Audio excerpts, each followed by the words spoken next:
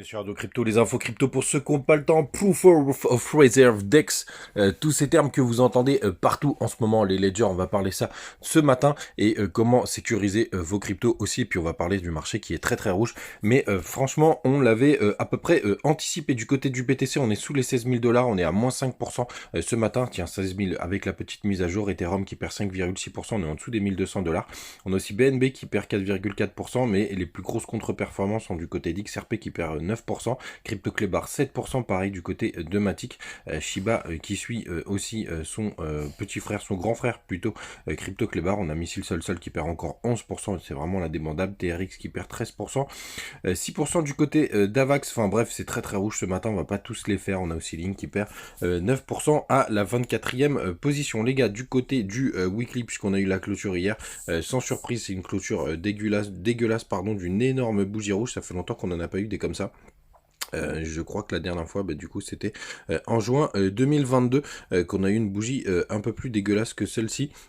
Mais c'est vrai que c'est pas folichon, donc toujours pas croisé d'ailleurs sur le MACD que vous avez juste ici. En général, c'est un signal très très bearish.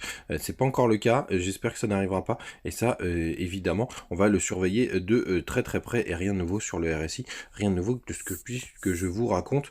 Pardon pour le petit bug vocal que je vous raconte. Et là, pour le coup, par contre, attention, on est passé sous la trendline. Ça, c'est un petit peu chiant.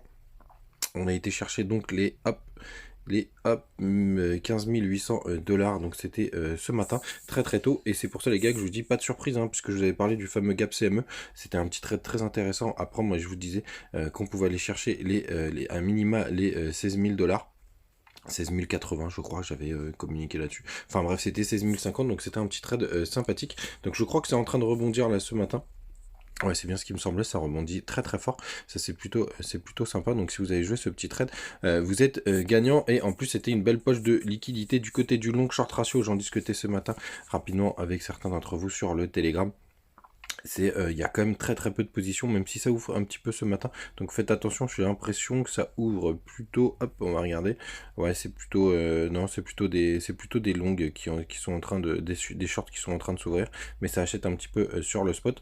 D'ailleurs vous voyez, vous payez pour être en longue, donc ça c'est plutôt pas mal là pour un petit rebond ce matin, même s'il y a encore une grande majorité de personnes qui sont en longue, donc je vois bien un petit rebond. D'ailleurs il est en train de se faire, c'est plutôt pas mal, mais ça devrait quand même repartir derrière pour nettoyer un petit peu. On va regarder du côté des options, qu'est-ce qui se passe. Hop, Deribit, on va être all, hop, avec les expirations de demain, et le Max Payne, notre ami Max Payne, il est à 16 500 $, donc on pourra avoir un petit rebond même si on est dessus là ce matin. Donc c'est pas ça qui va nous donner beaucoup d'indications. Si on passe sur le 4 heures, c'est quand même pas très très beau, cette figure. Il y a rien qui se dessine. On est vraiment drivé par ce qui se passe du côté du marché, on va dire.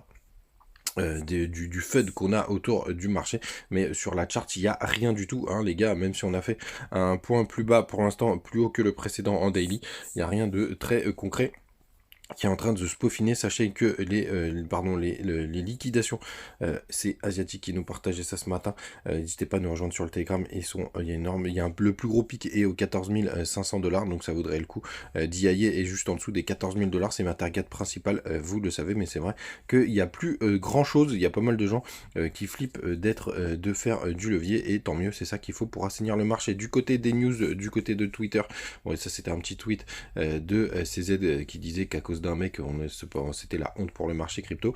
Et l'autre sujet important les gars, c'est qu'est-ce que c'est le proof of reserve. Il y a un petit thread là, je sais plus, ouais, c'est CryptoGogo qui l'a fait. En gros, le proof of reserve, c'est pour montrer que vous avez de la liquidité, puisque par exemple si vous avez un exchange, admettons, si vous arrivez à monter un exchange et que vous avez 1 milliard dessus, est-ce que vous avez la possibilité de rembourser ce milliard dans la foulée si jamais il y a un problème. C'est ça le principe de la liquidité, le proof of reserve. Et c'est pour ça, c'est ce qu'a demandé CZ, et c'est ce qui est assez impressionnant, ce que nous partageait Plan C, c'est que Binance, ils ont 70 milliards de dollars $, en réserve. Alors ces plus gros exchanges, c'est normal qu'il y en ait énormément, ils représentent vraiment très très lourd, mais en tout cas, on sait qu'ils ont de la liquidité. Alors bien évidemment, il faut le mettre en relation avec ce qui est sur les exchanges. Et l'autre façon, donc la façon la plus importante pour les exchanges de gagner de l'argent, c'est les fees. Donc c'est-à-dire quand il y a du trading, quand vous vendez des cryptos, etc. Et normalement, un business sain sur un exchange, c'est justement de gagner de l'argent grâce aux fees. Ça suffit largement, et vous avez d'autres un peu foufous qui utilisent l'argent des utilisateurs pour pouvoir aller le placer. C'est ce qui s'est passé avec FTX dans leur fonds Alameda.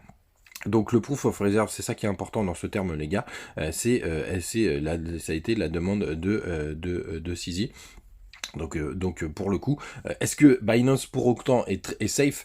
Moi j'ai décidé de faire le pari que c'était safe, évidemment, c'est pas sûr à 100%, moi j'ai tous mes BNB dessus, puisque évidemment ça a beaucoup plus d'utilité, je vous l'avais déjà expliqué dans une vidéo si vous utilisez énormément la carte Binance, mais pour le coup, le plus safe évidemment ça reste normalement les MetaMask ou les Trust Wallet. Sachez quand même que je me suis déjà fait pirater 2 fois, donc pour moi c'est même pas le système idéal, hein. J'ai vendu un NFT, on m'a volé l'argent dans la foulée, j'ai jamais compris pourquoi, ni le support. Et vous avez aussi les ledgers, effectivement, qui reste normalement la solution la plus sécurisée. C'est ce qu'on appelle les cold wallets, c'est-à-dire qu'ils ne sont pas directement connectés à la blockchain. Voilà les gars, vous savez tout. Passez une très très bonne journée, on se retrouve comme d'habitude demain, et puis je l'ai déjà dit, mais bonne journée.